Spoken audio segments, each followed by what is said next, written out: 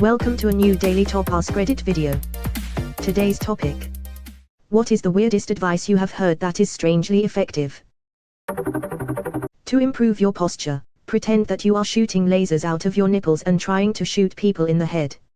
LMAO, when I was trying to train myself to get better confidence and stop looking at the ground whenever I walk /talk etc., I would take walks and imagine that there are headlights coming out of my tits and I needed to shine the way. Tits and teeth, girls. Tits and teeth. Wise advice from my local musical theatre director. Fancy a way of saying have good posture and smile, but it's always stuck with me, haha. If you can't fight the fear, do it scared. Got me through a lot of anxiety. I tell myself my increased heart rate and racing thoughts are just signs that my body is priming itself to allow me to do something I didn't know I could do. I used to think they were signs to quit, but they're really an ignition sequence. Don't beat yourself up forever. Beat yourself up once, then move on. Mr.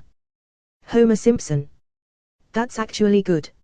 My favorite Homerism is: just because I don't care doesn't mean I don't understand. Lisa, if you don't like your job, you don't strike. You go in every day and do it really half-assed. That's the American way.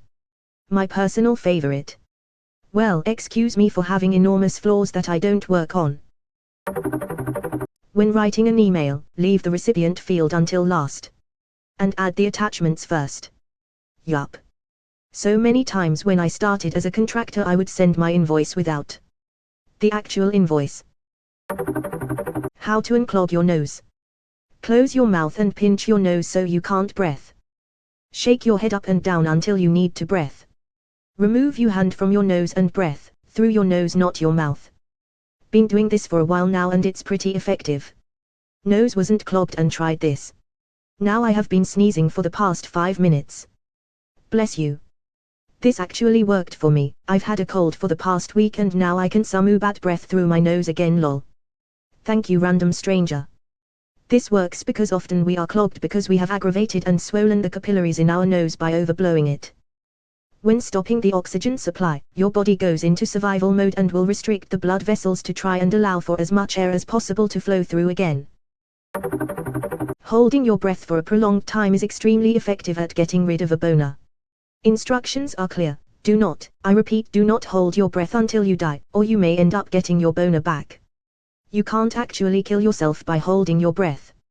You can only hold your breath until you pass out. After you pass out, you automatically start breathing again. Unless you fall into a pool or have a bad landing when you pass out, you'll be fine. I was kind of bummed that my kids never tried the give me what I want or I'll hold my breath tactic. I always thought it would be funny to run and get pillows to place around them and then be like, okay, go. But what if you have a choke fetish? Then enjoy the power of a boner on command. But be careful, with great boners come great responsibilities. Fail quickly, as in, if your plan may not succeed, better to find out next week than next year. Helped me quit a suffocating job and dig into my own business 10/10. I've learned this after becoming a father. Not because I'm failing parenting, but because I watch kids fail some more and then succeed. It's amazing how shamelessly and effortless they fail and keep going. If looking for something in a low-light environment, try to use your peripheral vision. I read about it in an old World War II manual about aerial combat at night. It has something to do with how eyes work. It has helped me many times over the years. For finding stuff in a darkened room, or outside in a field at night, not aerial combat. Also a great trick if you're into astronomy and trying to find a faint star. I noticed this. I would look at the night sky and see certain stars when not looking directly at them, but when focused on the same star, it wasn't visible. I didn't know it was an actual thing, I just thought my eyes were messed up.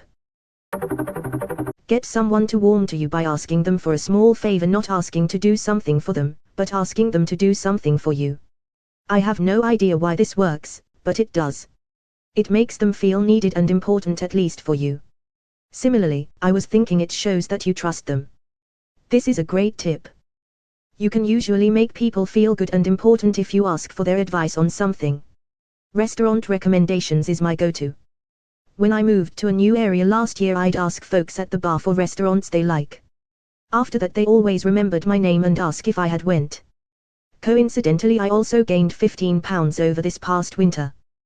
100%. I have converted professional enemies into allies this way.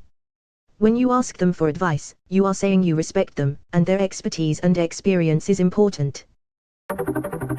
Counterintuitive maybe, but it helped my anxiety immensely. In general, no one cares about you, what you're doing, or gives you a second thought once you're out of their sight. It really helped me to stop being self-conscious all the time in public. Most people only realize this when they are really being looked at. Like me, when I had really bad acne, my world changed for the better because I had a better perspective on my anxiety. Anxiety and my acne crippled my ass.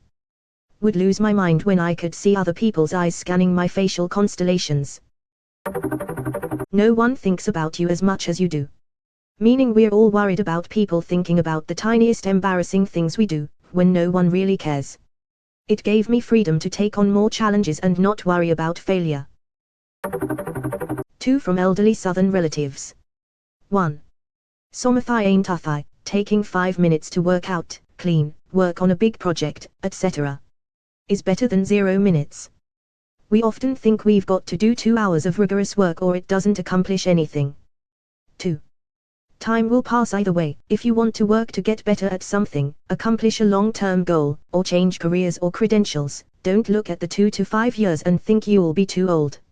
If you're 24 and want to go to college, you'll be 28 in 4 years with or without a degree, regardless of what you do in that time.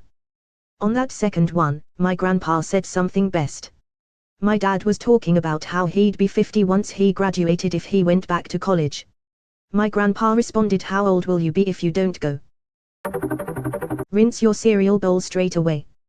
That stuff sets like concrete. But I was just about to eat the cereal. Did he stutter? Nope. Straight down the drain. The sewer goblins need their Cap'n Crunch. It's only embarrassing if you're embarrassed. The older I get, the more I understand this one. If you're not willing to look stupid, nothing good is ever gonna happen to you. Drive. Gregory House. Sucking at something is the first step to being sorta good at something. Honestly, it's deflated the embarrassment of making mistakes when learning new things. It's okay to suck at something on your way to okayus. It's okay to not be good at your hobby. I honestly take kind of perverse pride in how unmarketable the stuff I make is.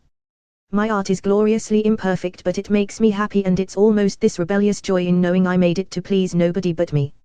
I actually argued with a recent art teacher because she said my customers would not like something, and I pointed out that I'm my only customer and I like it fine.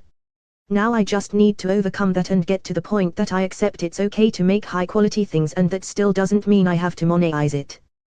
But yeah, in a world that tries to commoditize all your free time and turn every interest into a hustle, making something unmarketable can be an act of rebellion. Isn't this said by Jake from Adventure Time? I haven't seen that show in years, but I still remember that quote. Yes, it was an unexpected source of casual wisdom, but it's legit.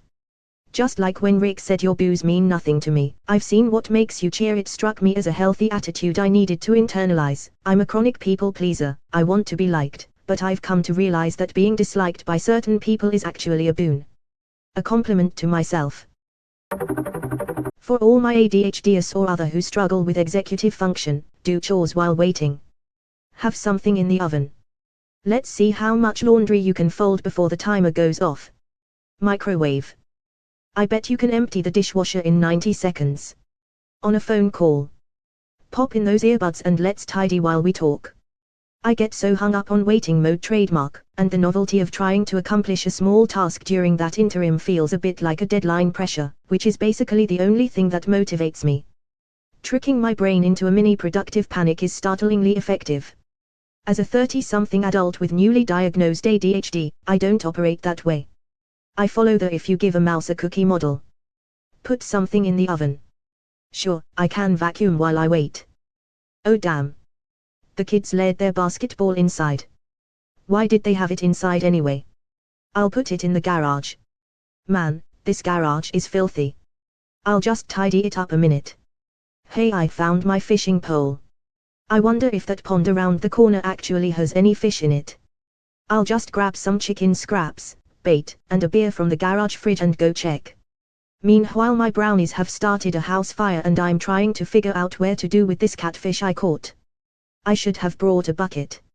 Ash, yes, fabricated stress-induced motivation, my old friend. Don't give excuses unless they ask for it. I.e., if you are late for work, just say that you are late. Not why you are late. Never volunteer more information than is needed to get through the situation. Sometimes you'll just make things worse by moving their focus to something they didn't even know about. I.e., sorry I'm late to the meeting, I was trying to help co-worker finish up their presentation. Boss, what? Co-worker told me they submitted that last week. Now you're late and got your co-worker in a jam. One time I got a super shitty report card and my parents came in the room say Somathi like we know you messed up, but if you admit what you did was wrong you'll be in less trouble not knowing what they were talking about. I admitted me and my buddy were selling weed. I did not get in less trouble, I got grounded for a summer.